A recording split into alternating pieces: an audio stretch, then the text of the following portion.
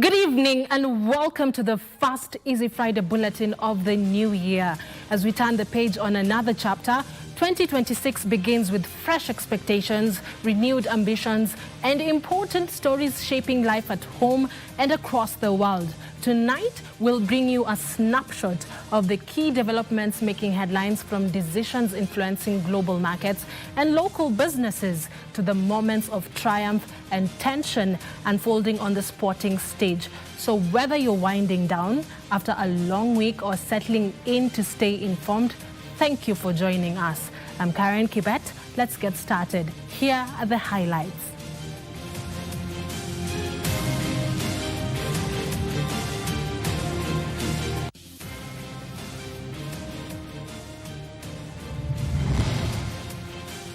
South Sea building tragedy. One admitted in hospital, 4 trapped under debris after a 16-story building under construction collapsed in the wee hours of Friday. Ready for term 1, government releases 42.2 billion shillings as capitation for learners in all public schools. December high inflation rate. Kenyans paid more for sugar, sifted maize flour, tomatoes, potatoes, and skuma wiki, according to new statistics from Kenya National Bureau of Statistics.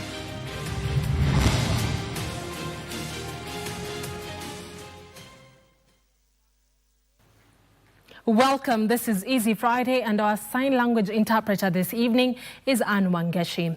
Now, one person is admitted to Mbagathi Hospital while rescue efforts continue after a multi-story building under construction collapsed at South Sea, Nairobi County in the early hours of Friday morning. Speaking after visiting the scene of the tragedy along Muhoho Avenue, Special Programs Cabinet Secretary Geoffrey Ruku said at least 4 people, including security guards and pedestrians, are believed to be trapped in the rubble as government launches investigations into what occasioned the incident, which has also raised serious questions about compliance and enforcement of building standards in the country. Joseph Wahungu reports.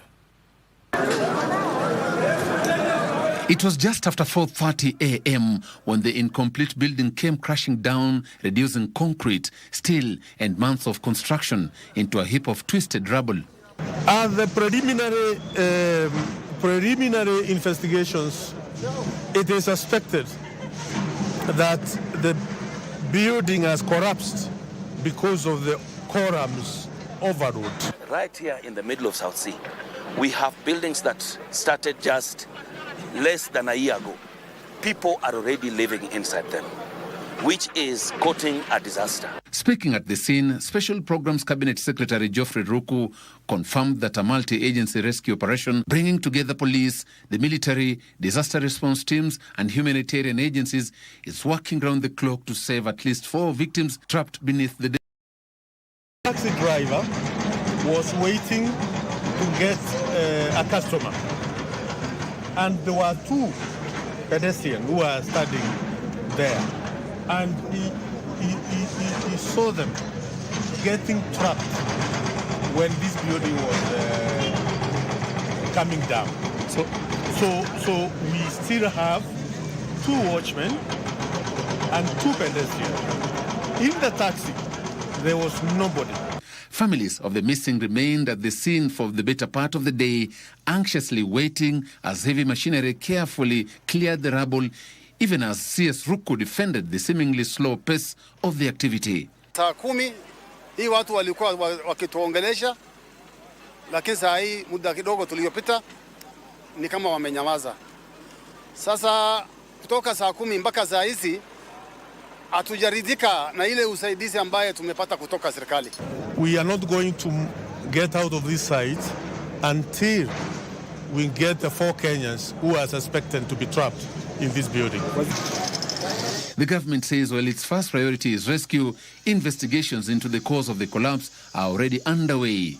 According to official documents, the building had been approved for only 12 floors, yet by the time it collapsed, it had reportedly reached the 14th floor. It seems that order was not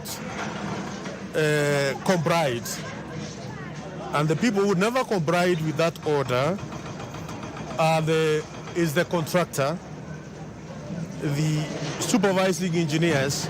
Even more troubling, the Nairobi City County government had already issued a stop order months earlier. However, questions have been raised about how construction continued barely 100 meters from the city county offices in the area. As we focus on that, proper investigations are ongoing to know who are culpable in the construction of the building, who are culpable, and once we have evidence as far as that is concerned, all those involved will be arrested. Meanwhile, investigators have already taken samples of steel bars and construction materials to determine whether they met the standards required for a high-rise building. While concerns were raised about the structural safety of adjacent buildings, experts say there is no immediate danger, though access has been restricted as a precaution. Joseph Wahungu for Easy Friday. Thank you, Wahungu, for that report. Now, the government has today released 44.2 billion Kenya shillings as capitation for Term 1 for learners in all public schools. Free-day secondary education has received the biggest chunk of the money, amounting to over 26 billion Kenya shillings. Now, the Ministry of Education has, in the meantime, directed school heads to ensure prudent use of the resources and cautioned against imposing any extra levies or fees. As learners across the country prepare for the start of the 2026 academic calendar on Monday, the government has released Term 1 school capitation for all public basic education institutions. According to Education Cabinet Secretary Julius Migos, 44.2 billion shillings have been released. Free primary education has been allocated 3.7 billion shillings. Free day junior school education has gotten 14.4 billion shillings, whereas free day secondary school education has been allocated 26.08 billion shillings. Fees payable by learners in senior schools remain unchanged, with the government set to continue providing capitation at the rate of 22,244 shillings per learner per year. Grade 10 learners interested in reviewing their placement have been reminded to do so between the 6th to 9th of January 2026 window. According to the ministry, requests for further review may be initiated through the learner's junior school or at the senior school of interest. Grade 10 learners are expected to report to their respective senior schools starting 12th of January 2026. Nancy Okware, Easy Friday. Now, a family in Mombasa is demanding justice after a 14-year-old boy was shot dead by a police officer during the New Year celebrations. Dennis Ringa, a grade 6 pupil at Utange Primary School in Kisauni Sub-County, was fatally shot shortly after midnight on January 1st in what witnesses and family members describe as an unprovoked encounter with officers believed to be attached to Bamburi Police Station. The killing has sparked outrage with residents, with residents and human rights groups questioning the use of excessive force against a minor, as calls grow for the arrest and prosecution of the officer involved. As fireworks lit up the skies to welcome the new year, tragedy struck in Utange, Bamburi area, Mombasa County. 14-year-old Dennis Ringa, a grade 6 pupil at Utange Primary School, was shot dead shortly after midnight on January 1st in what witnesses describe as an unprovoked police shooting. Family members and residents say Dennis was in the company of 5 other children within a residential area when 2 police officers on a motorbike arrived. One officer was in uniform, the other in civilian clothes. Witnesses say the children ran in different directions, but Dennis was shot from behind as he tried to escape. Sasa kulingana vile wenzake walikuwa wanatoroka, huyo akawa bado ameshikwa na ule usingizi, hakuweza kuamka kwa haraka. Alipoamka kwa haraka, wenzake akawa kwa distance. Kuna yule mdogo mkubwa wake akabidi akamuita, Deno njoo. Hasa vile kadri anavyoenda, akawa huyu polisi mmoja alikuwa amevaa sare, mmoja alikuwa amevaa raia. Sasa katika huyu ambaye alikuwa amevaa raia, yeye ndo alikuwa yuko na pikipiki. Huyu mwingine ndo alikuwa amevaa hiyo sare ya polisi, yeye ndo amempiga risasi akaanguka. Kadri lile linavyoenda, wakabidi wakageuza gari pikipiki wakaenda na saidi ingine. Hili tukio limetokea kwangu. Hao watoto wamechezea pale kwangu. Usiku wakati huyo shughuli imeisha, hiyo apinio imeisha. Hao watoto nimeona tukio bao jamaa kabisa kaja hapo dirishani hapa kashuti hiyo bunduki yake hapo dirishani kwangu. Kwa kweli liniuma sana na sikujua huyo mtoto maana alishuti kupitia huo mkono mwingine huko, sikujua amemshuti nani. Lakini kusikia hiyo mlio wa risasi kutoka, mimi kwenda kufuatilia hiyo usiku, hakukuwa na mtu yoyote nje, nilikuwa peke yangu na mvua inanyesha. Kwa kweli yani kama tukio mliolifanya sio vizuri, na uchungwa mzazi anajua ni mchungwa mwana anajua ni mzazi. Dennis later succumbed to gunshot injuries, cutting short celebrations and plunging the neighborhood into grief. Nikajaitwa kwamba mtoto wangu amepigwa risasi. Amefanya nini mtoto wangu? Amefanya nini mwanangu? Ameuliwa na nani? Ampigwa risasi. Imekuwaje? Na hata mwanangu si mwizi, havuti, hachongi. Mtoto wangu si mchokozi, mtoto wangu ni mtulivu. Mtoto mdogo huyu wa class 6. Kwa nini anadulumika hivi? Anapigwa risasi tu. Afadhali angempiga hata ya mguu.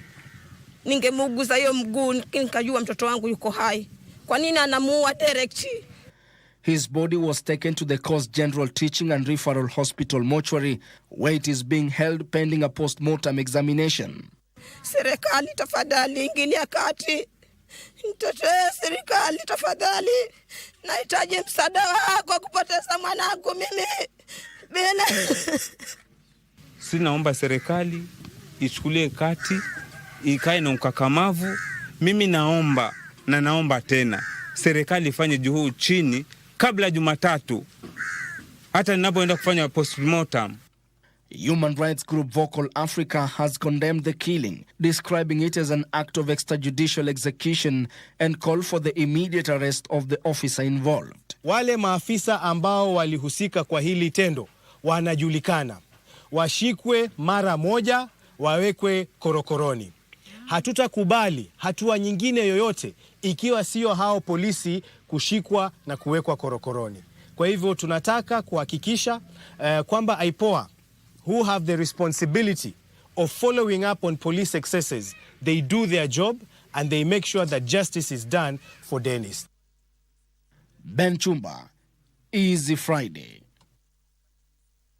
Now, security along Kenya's border with Somalia received a major boost as residents of Kiunga village in Lamu County reaffirmed their commitment to work closely with security agencies to enhance peace and stability in the region.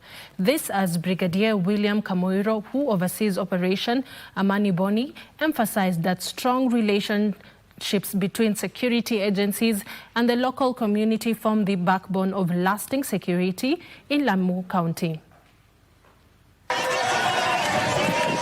The remarks were made during youth sports competitions organized by security agencies as part of ongoing community engagement and counter-terrorism outreach initiatives. Kama iko utengano kati ya wananchi na serikali, hatutaweza kupambana na hawa maadui Al-Shabaab. Na unajua sana pia kwamba nchi ya Somalia imekuwa na matatizo mingi sana na Al-Shabaab ndio wanaleta hii matatizo.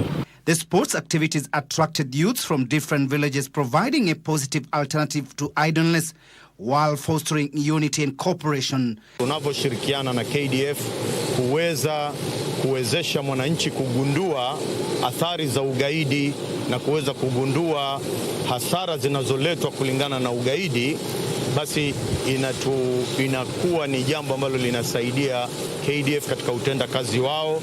Na kama itakuwa hakuna uhusiano mwema baina ya wanakijiji na asasi za serikali, itakuwa ni ngumu wanakijiji kuripoti hali anayopata kwa askari. Lakini leo hii Ngai tournament kutakuwa na uhusiano mwema na usalama utadumishwa, maendeleo yatakuja kwa wingi inshallah. 1.5 The residents led by Tahiri Mohammed Yusuf, one of Kiunga local leaders, said stronger cooperation between local communities and security forces is critical in addressing insecurity and preventing the threat of terrorism that has affected livelihoods along the border. Jamii zote ya Kiunga pamoja na wanajeshi wetu na KDF na usalama wetu itarudi kama kawaida, na nimeona kabisa itakuwa zaidi, sio vile hata imekuwa zamani. Sasa hii naona itaongezeka kwa sababu roho ya watu wamekuwa nzuri na watu tumetengana kidogo, lakini kwa sasa naona tumeingiliana, tumekuwa madugu. Mwanagede anasema kwamba hizikani. Elsewhere, in a renewed effort to rehabilitate and empower youth, young people from Watamu and Shela wards in Kilifi County received financial support aimed at promoting sports as a pathway to positive community engagement. Hii ni milioni 1. Na rais wetu amesema hii pesa ni ya timu zote zilo participate kwenye nini? Kwenye game. Tumeelewana eh? Haya, wapi tutamia rais wetu tafadhalini? Uwapatie hongera wale waliopanga hii function, uwapatie hongera timu zote ambao zilishiriki, na uwapatie hongera wananchi wote wa Watamu, na zaidi vijana wa eneo hili la Gede, Watamu na Kilifi County. The initiative seeks to keep youth actively involved in constructive activities, helping them steer clear of drug abuse and criminal behavior. Our area has been hit badly and hardly na mambo ya madawa kulevya na utovu wa usalama. Lakini tunashukuru kuanzia tuanzishe hizi tournaments na nini mwaka huu. Hii Disemba tumeifunga vizuri, story za mawoza imepungua na nini, vijana wanawajibika katika michezo. Now, choirs under the parastatals, ministries, counties and companies choral organization toured Taita Taveta County as part of their annual corporate social responsibility activities, marking 20 years of service through music and serving those who are in need. Our reporter Aaron Marie with the details.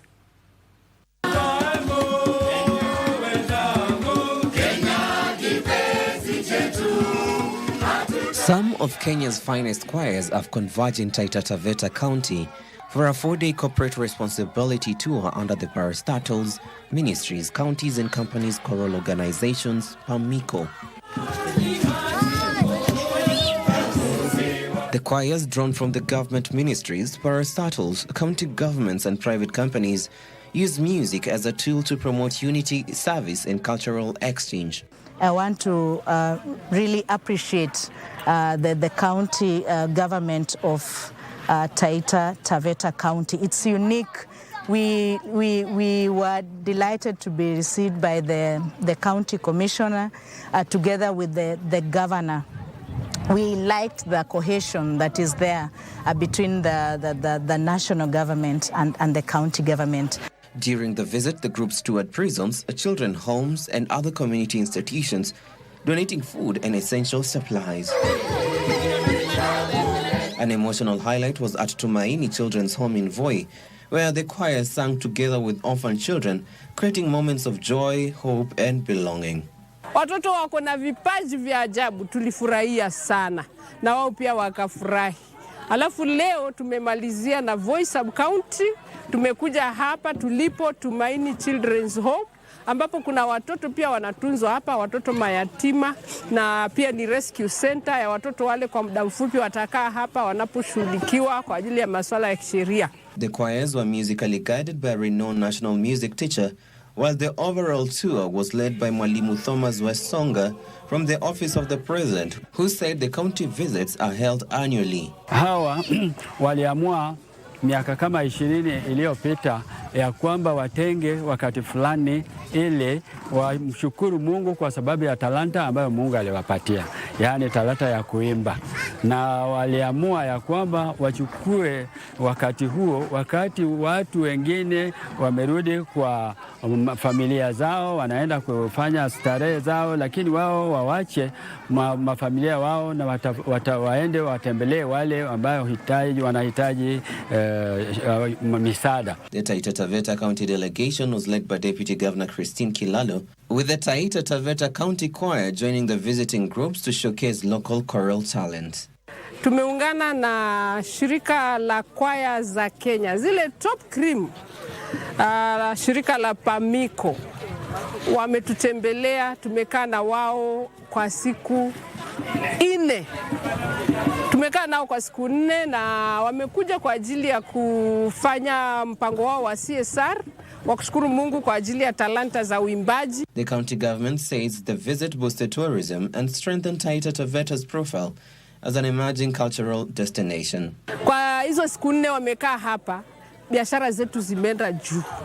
Alafu na watalii domestic, international wamekuja wengi tu. Na hiyo ni dalili nzuri tunapoenda kufungua mwaka. As the tour came to an end, the message was clear. Music remains a powerful force for unity and social transformation. Aaron Marie, Easy Friday.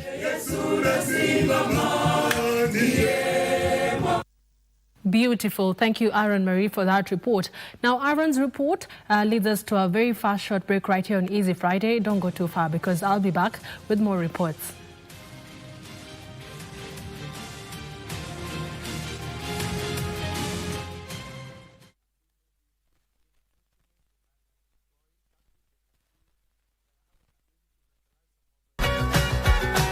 Hauzuii kwa mja siku zote, riziki ataipata peke yake. Hata kama ni kwa dhiki, Mungu atampa.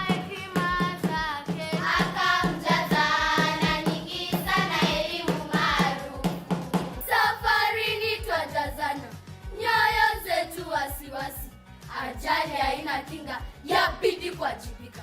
Elimu ya kitaalum uchukua muda mrefu kusoma, alafu kifeli unarudia hapo.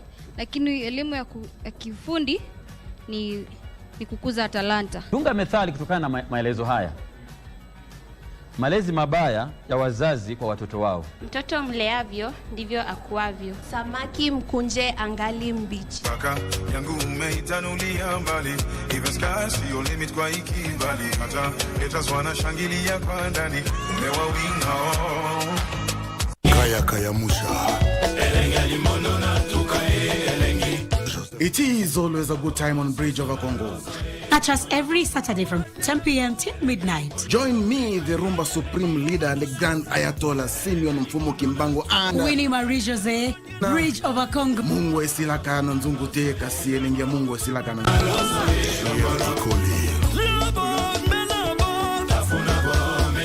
Chumvi huyeyuka chunguni, lakini ladha yake hubakia.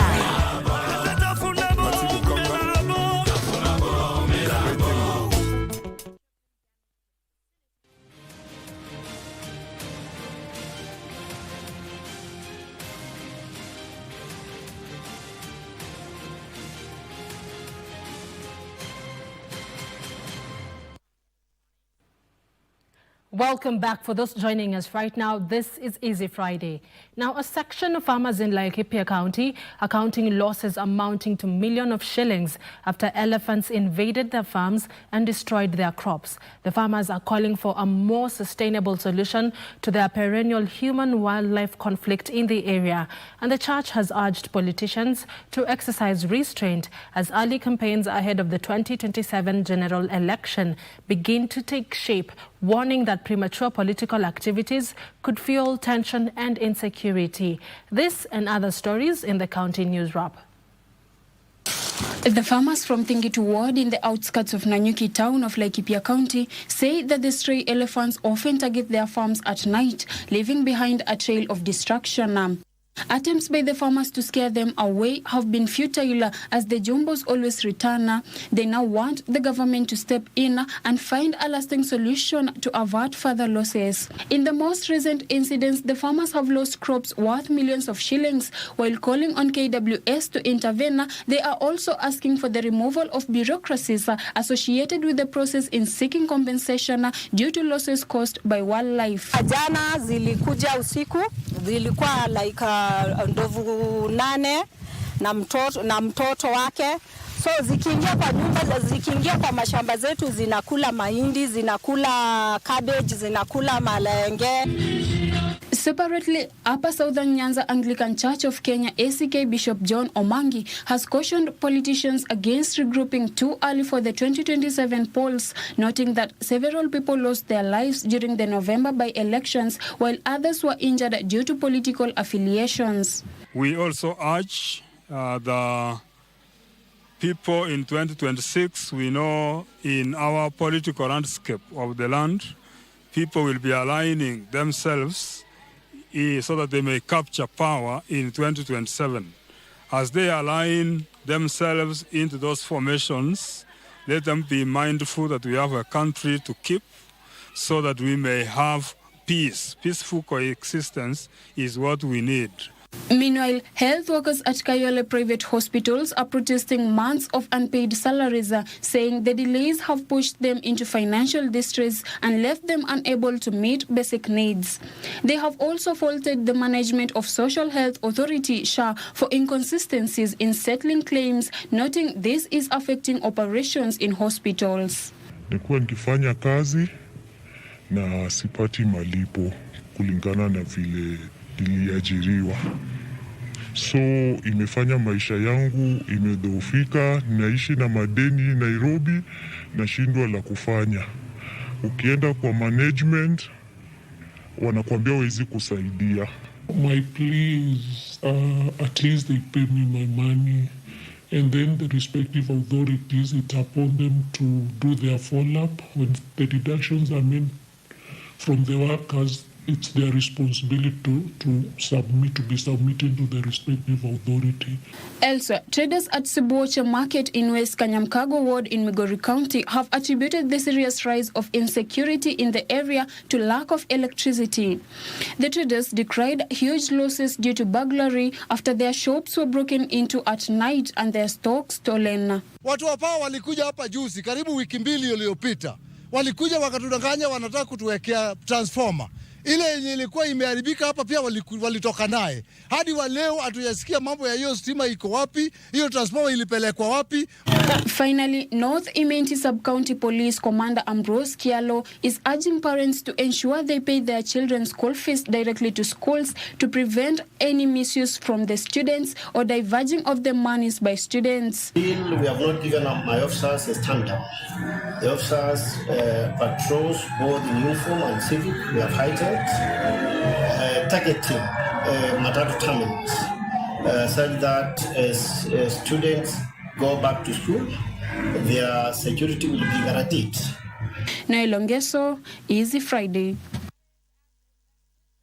Now tonight on My Culture, we travel to Kakamega County to uncover the mysteries and tradition surrounding a natural wonder, the Crying Stone of Ilesi. This towering rock formation is not just a landmark, but a revered site deeply woven around the lives of the Isuka people. Known as the only one of its kind, the Crying Stone has inspired folklore, witnessed countless ceremonies, and drawn tourists and locals alike with its mesmerizing weeping effect. Our reporter was on location and filed the following report.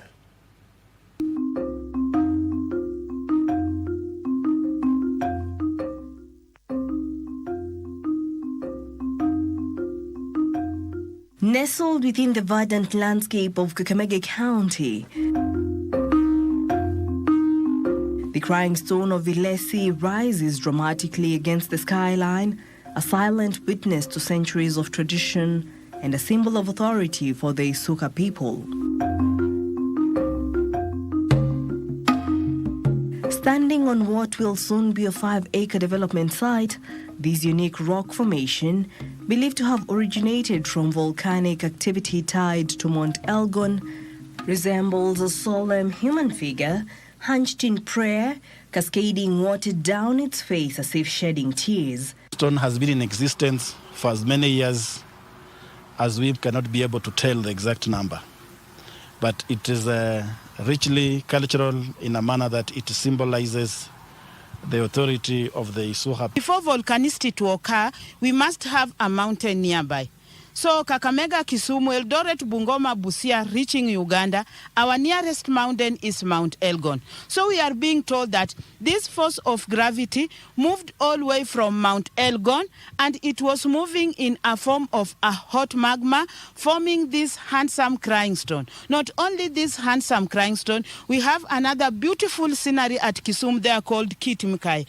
All of these features, and including other stones around within Kakamega, Kisumu, Bungoma, Eldoret, entering Uganda. All of these stones were formed during volcanicity eruption due to force of gravity from Mount Elgon. Kakamega County Chief Officer acknowledges its status as the world's only crying stone and an enduring symbol of cultural reverence. We've been able to map and identify it as a cultural site, as a tourism site, as a site that belongs now to the county government of Kakamega. For generations, the stone has served as a cultural hub. According to local elder Francis Shitabai, it is here that rituals such as the Luya circumcision and cleansing ceremonies take place. Walikuwa nakuja hapa crying stone, wanalala, wakilala wanafanyia na hizo vitu kwa masiku kadhaa ile watakuanga wamejiandaa wenyewe. Wakitengeneza zile sherehe za kutahirisha watoto ama za kusababisha kama kule kuna makosa kile kitamaduni. Ukitaka kusababishwa unakuja kuombewa ama unakuja kufanyishwa mambo yote ile kama umefanya mabaya. The stone is a critical site where the elders organize rites of passage, secluded preparations and communal ceremonies, and the big cave with its 3 entrances serves as an isolation place for elders during circumcision periods. The old men who are going to do the work of circumcision are requested to come and isolate themselves inside here, inside this cave for 14 days, day and night. While they stay here, the society around here under Abamahaya, they will still organize how the people who are doing the work of circumcision are supposed to get their food. And the people to prepare for them food are old mothers. The circumcision will be taking place kwa boma ya guka mmoja mzee. Ukichukua waguka 10 weke pamoja, mmoja ni mzee ameshinda hao wengine na miaka, na pia he has a clean history. Nikisema clean history najaribu kusema huyu mzee sio patikani kwa vitu za uchawi. Under the guidance of respected elders, the ceremonies here reflect and reinforce Isuka beliefs and values. Jetin Queen, another elder, recalls learning about the stone from elders who gather women nearby to impart lessons on discipline, family respect and traditional roles within the community. Women often brought girls here, teaching them to value obedience and respect relationships, especially with their male siblings and elders. Wamama walikuwa wanafundisha wasichana wakae na nia mzuri. In Isuka law, the stone is much more than a geological formation. It is a once cruel king who, punished by God, was transformed into stone. From the back, the stone exhibits human features, including the neck and back, and the absence of feet, suggesting the figure's kneeling form as it seeks divine forgiveness. He was a cruel king who was not taking care of his people in a good way, and so then God was disappointed with him, punishing the Isuka people, turning him into a stone. That's why he remained crying, and that's why it's called the crying stone. With the head, the way my hands are pointing, the neck, the back, with other features found at the back. But it's unfortunately we cannot see the legs because the king is kneeling down, crying, praying, asking for forgiveness from God.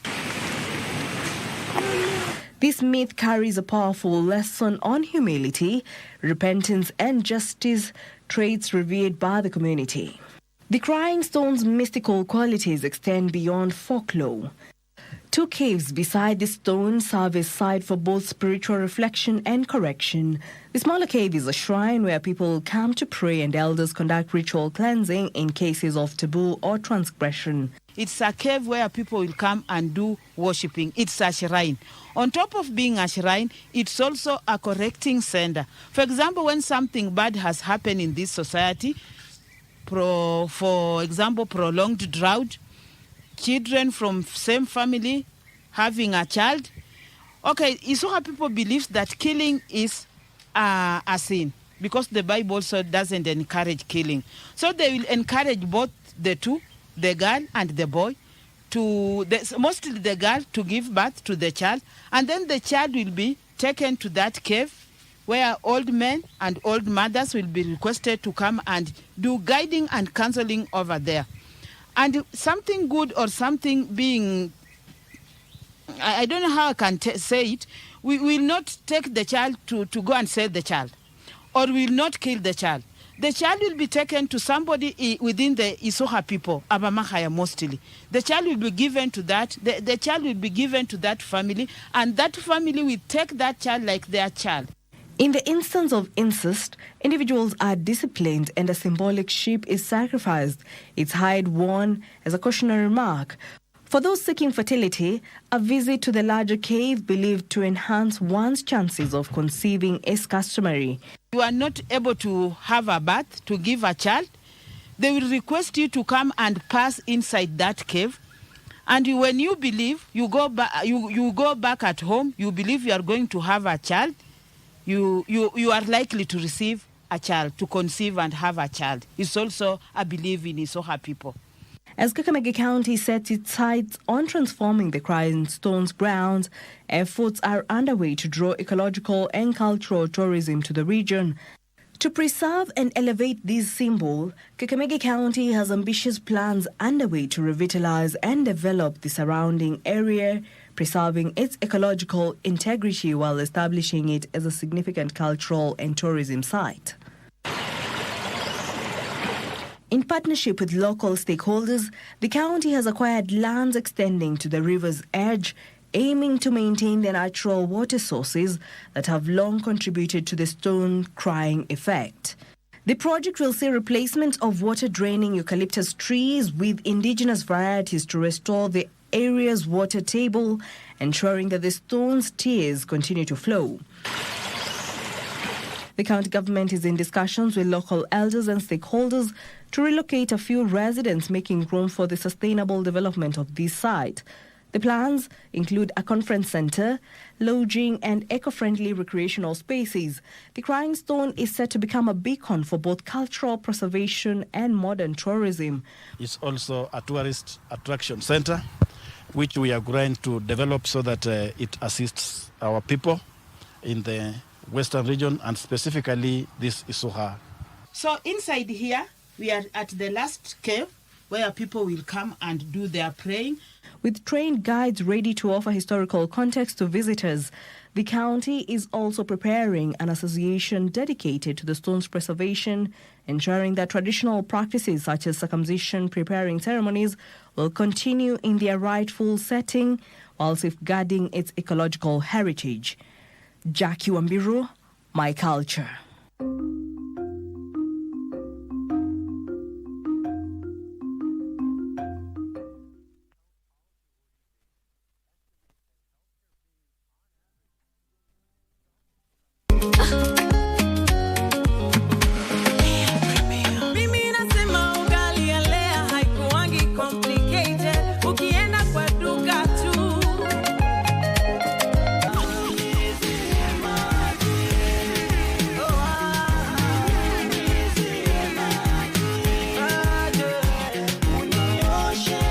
Of Hebrews tells us that write the vision down, even though it tarries, it will surely come to pass. So write it down, hold God accountable. Lea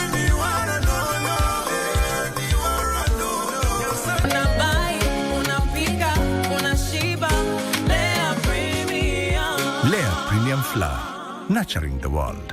Available in a store near you.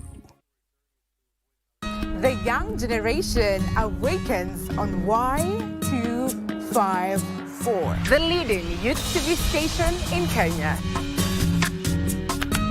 We treat you to current affairs, entrepreneurship, health, and human interest conversations. It's art, it's culture. Movies, gossip and trends, sports, drama.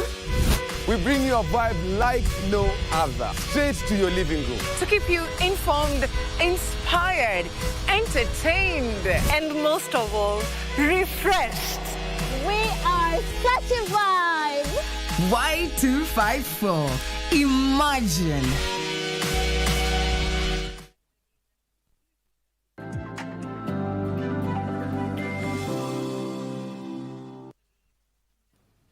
Welcome back to Easy Friday. Let's now take a look at all the stories making headlines in the world of business. Now, Kenyans paid more for sugar, sifted maize flour, tomatoes, potatoes, and sukuma wiki in December 2025, according to new statistics from Kenya National Bureau of Statistics. The data indicated that inflation rose to 4.5% in December 2025 from 3% in December 2024. Alan Ooko tells us more. KBC said the price increase was primarily driven by a rise in prices of items in the food and non-alcoholic beverages at 7.8%, transport at 5.2%, and housing, water, electricity, gas, and other fuels at 1.6% over the 12-month period. KBC data shows inflation has generally trended upward since December 2024, when it stood at 3.0%, with declines recorded only in May and November. The national statistician conducted a nationwide spot check of retailers in both urban and rural areas during the second and third weeks of December to track changes in the commodity prices. During the review period, prices of various commodities went up except housing, water and energy categories, which dropped marginally, while others such as education, insurance and financial services remained unchanged. According to the KBC report, electricity prices decreased by 2.8% and 2.6% for 50 kilowatt hours, respectively, between November and December 2025. However, the price of liquid petroleum gas rose by 0.4% during the same period. Food prices were mixed. While the cost of sukuma wiki, maize flour and potatoes increased, sugar, cooking oil and mangoes remained slightly cheaper. A kilogram of loose maize grain rose from 68 shillings to 69 shillings. Transport costs increased, with matatu and bus fares rising by 5.3%. The Central Bank of Egypt and Afrexim Bank have signed a memorandum of understanding to explore the establishment of a Pan-African gold bank and in an initiative aimed at formalizing gold value chains, strengthening central bank reserves, and reducing Africans' dependence on overseas refining and trading centers. The agreement brings together the Central Bank of Egypt and Afrexim Bank around a shared ambition to support value addition within Africa and reinforce regional financial and trade integration. Details of this and other stories in today's Africa Business Wrap. The memorandum was signed in Cairo by the Central Bank of Egypt and Afrexim Bank during a ceremony at the Central Bank of Egypt. The planned Gold Bank program aligns with Egypt's strategy to expand cooperation with African partners across multiple sectors, while supporting Afrexim Bank's mandate to promote mineral processing and industrial development on the continent. Under the agreement, the two institutions will jointly commission a feasibility study to assess the technical, commercial and regulatory requirements for developing an integrated gold bank ecosystem. The study will examine the establishment of an internationally accredited gold refinery, secure vaulting infrastructure, and related financial and trading services within a designated free zone in Egypt, with participation from other African countries. And an International Monetary Fund forecast reveals that Africa will be home to more high-growth economies, expanding by at least 6% than any other in 2026. South Sudan and Guinea each projected for double-digit growth, powered by oil and mining booms. Meanwhile, East Africa's reform push is paying off, with Uganda, Rwanda and Ethiopia averaging a robust 7%. But analysts still say climate shocks, political instability and high debt may still pose risks. African countries will pay nearly $95 billion to their creditors in 2026, with some countries dedicating a fifth of all government spending to debt repayments. Squeezed by higher borrowing costs, developing countries are hoping that the prospect of interest rates coming down can bring some respite. Finally, Abu Dhabi-based Space 42 and partners are planning to roll out a sophisticated satellite mapping service that covers the entire continent of Africa. The service is set to deploy a continent-wide live base map with which African governments can anticipate the impact of extreme weather, design cities with accuracy, and plan agricultural cycles. The partnership, led by Abu Dhabi Space 42 with ISRI and Microsoft, is the largest attempt to build a continuously updated digital map of all 54 African states, positioning geospatial data as a foundation for future growth. Space 42 will provide the satellite imagery, AI-powered mapping automation, and data infrastructure. California-based ESRI will supply the software ecosystem for mapping and visualization, while leveraging relationships with African governments and international NGOs. Microsoft will provide cloud architecture through Azure, which hosts and scales the system. ESRI says that Map Africa data will be licensed to national governments, enabling ownership and long-term updating by national mapping agencies. The data will also be offered to private companies. Now, a 1% tax on remittances sent from the United States to Mexico and other countries has come into effect since January 1st, part of President Donald Trump's One Big Beautiful Bill. This new policy means that many international money transfers, particularly those involving cash, money orders and cashier's checks, will be subject to a 1% tax. Details of this and other stories in today's International Business Wrap. However, senders who use a U.S. bank account or U.S.-issued debit or credit cards will be exempt from the tax. Undocumented migrants who often do not have bank accounts are expected to be the most affected by this change. Experts say the policy is a blow to workers who depend on their earnings in the U.S. to support their families back in their home countries. Remittances play a crucial role in helping families cover basic necessities, invest in education, and access healthcare services. In 2023, remittances to the Global South reached an estimated $656 billion, more than double the $224 billion governments worldwide sent in foreign aid. Elsewhere, Bulgaria joined the Eurozone and adopted the euro as its official currency on New Year's Day, becoming the 21st member of the euro area. To ensure a smooth transition to the new currency throughout January, the Bulgarian lev will remain in circulation alongside the euro. Starting February 1st, the euro will become the country's sole legal tender. From January 1st to June 30th, the exchange of lev for euros is free of charge at banks and post offices. After this period, currency exchanges will be subject to a fee. The Bulgarian National Bank has stated that it will exchange the levs for euros indefinitely, continuing the process for as long as necessary. But it added that the mandatory dual pricing of goods and services in euro and lev will end on August 8, 2026. Officials and experts have expressed their confidence in the transition process. Eurozone accession has been a central priority for the Bulgarian government ever since the country joined the EU in 2007. Finally, China's trade-in program for consumer goods in 2025 generated more than 2.6 trillion yuan, which is about $368 billion in sales, and involved over 360 million consumer purchases, providing fresh momentum for consumption, industrial upgrading and green transition.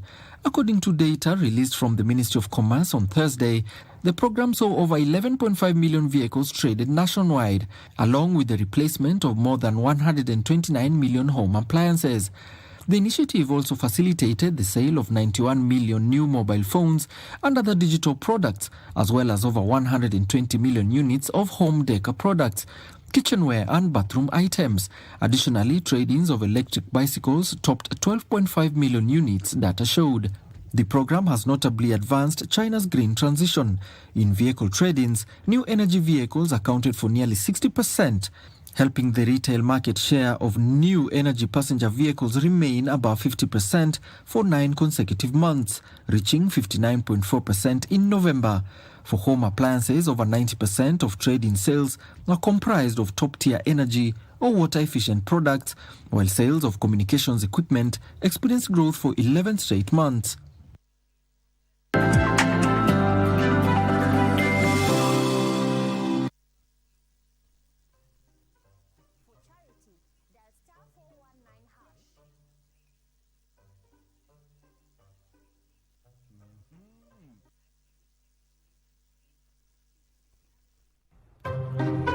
For charity, dial *419#.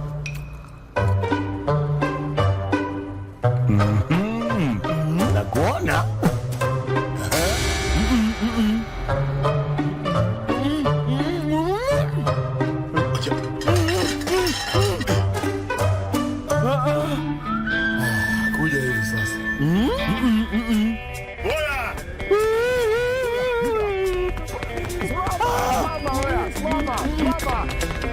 Ona.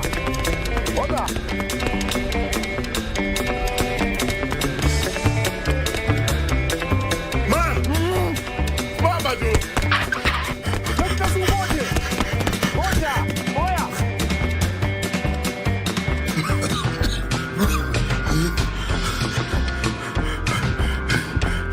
What is wrong?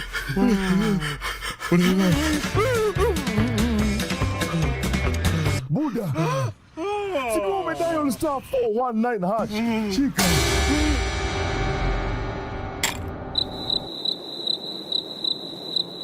Yani hujui kwa option 3 kuna Probox. Probox. Usisahau star 419 hash option 3 iko Probox ya bahati, na ikikuangukia ufunguo utakufikia mahali popote ulipo. Usisahau.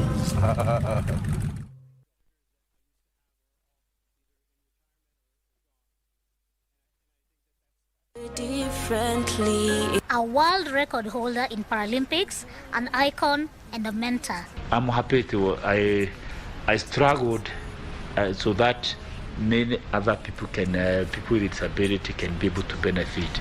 We are not yet there, lakini what I can say, we are somewhere. Things are changing. They cannot happen overnight, but I thank God things are happening. We are on the right direction. Sylvia's world changed in a single moment when she finally came to know the diagnosis. Embrace disability, mtupende, pende watoto wetu, juu cerebral palsy si contagious, haikushiki, haishikanishani. Differently.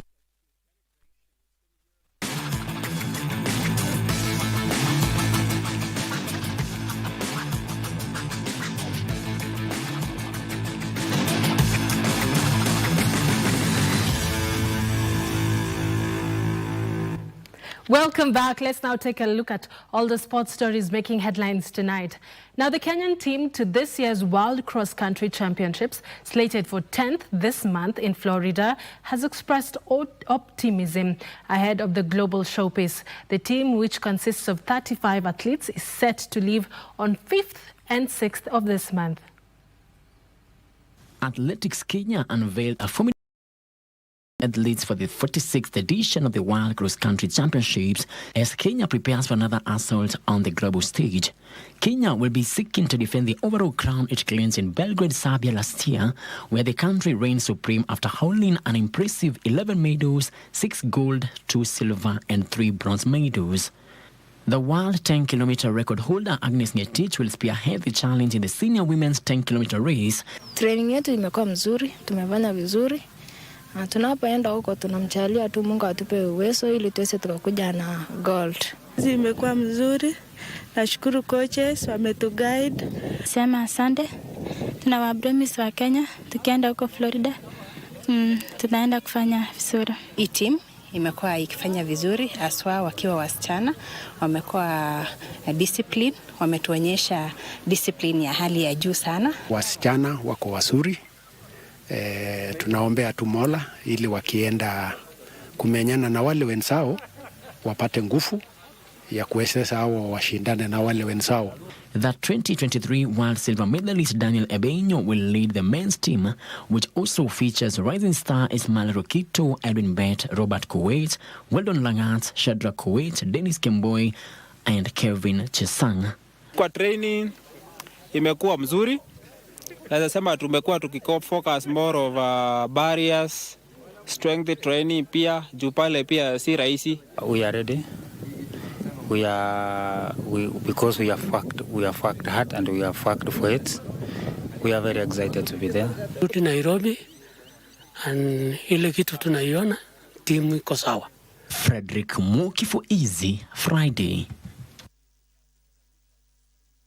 Now, Nairobi United head coach Nicholas Muyoti has exuded confidence with his charges as the team intensified training ahead of their Football Kenya Federation FKF Premier League match against Shabana FC this Sunday at Gusii Stadium. The Nai boys currently sit on the 13th position on the log table with 16 points after winning 5 matches, drawing in 1 and losing in 4 matches out of 10 league games played so far. Shabana are now on the 4th position with 23 points, having won 6 matches, drawn in 5 and lost 3 matches in 14 games so far.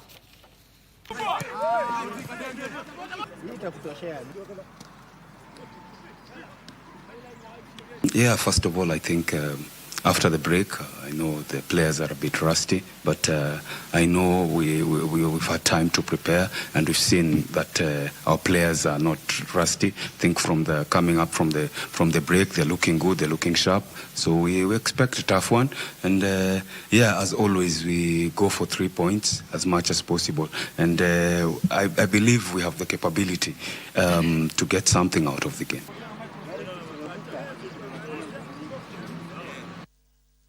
Now, Gabon's government has announced the suspension of the national team, the dismissal of head coach Thierry Moyoma, and the exclusion of captain Pierre-Emerick following a disastrous Africa Cup of Nations campaign. The decision was announced on national television by the Minister of Sports after Gabon finished bottom of their group and were eliminated from the tournament in Morocco.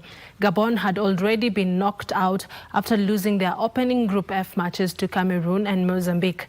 In their final game, they squandered a 2-goal lead against defending champions Ivory Coast, conceding 3 times to lose 3-2 to a largely second Ivorian side. Meanwhile, the 2025 Africa Cup of Nations enters knockout stage tomorrow in Morocco. Senegal will take on Sudan in the first match of the day before Mali take on Tunisia at the Stade Mohamed V Stadium in Casablanca. Now, Santos FC of Kikumbulu Southward are the winners of the men's football category in the 4th edition of the Kibwezi Youth Mentorship Sports Association tournament. The team clinched the title after edging out Makasa FC in a tense penalty shootout following a barren draw at the end of the regulation time. The 4th edition of the Kibwezi Youth Mentorship Sports Association tournament culminated in style with Kibwezi Divas crowned ladies football champions following a 2-1 win over Kanyongo Starlets. The men's title was won by Santos FC, who claimed victory over Makasa FC. In the men's volleyball, Marvel Academy of Makinu emerged champions after defeating Kifaru of Emali 3-2. In the ladies' volleyball category, Katulani overpowered Emali Queens by 3 straight sets. Kwamba ule uwanja wa Kibwezi Township tutaujenga ukuwe stadium. And this one is on merit because for the last 2 years Kibwezi Kikumbulu South wamekuwa wakishinda category yetu ya football men, so it is only fair that we reward excellence. A total of 12 outstanding players were selected for advanced mentorship in both football and volleyball by a team of sports scouts led by FKF Technical Director Francis Kimanzi and Patrick Owino, the head coach of Equity Volleyball.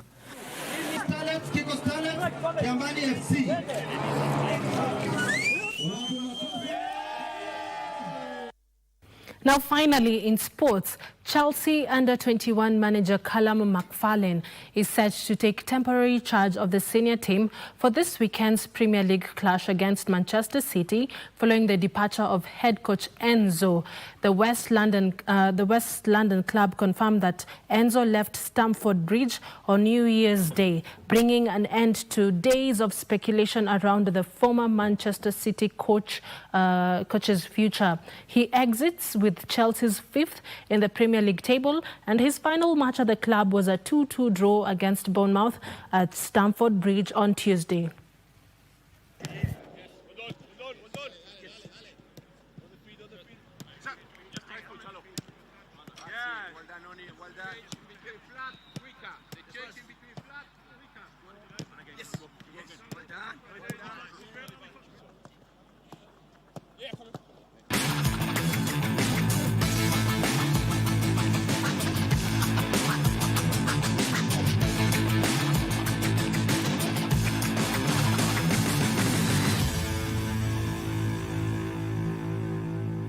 And it's a wrap, our first Easy Friday bulletin of the new year 2026. Thank you so much for staying with us. I'll see you next Friday with my colleague John Kago. Thank you for staying with us. Our sign language interpreter this evening has been Ann Wangeshi. Don't go too far because DJ Cool Jacks will be back with a disco funk show. I'll see you next week. Have yourself a lovely weekend ahead. Good night.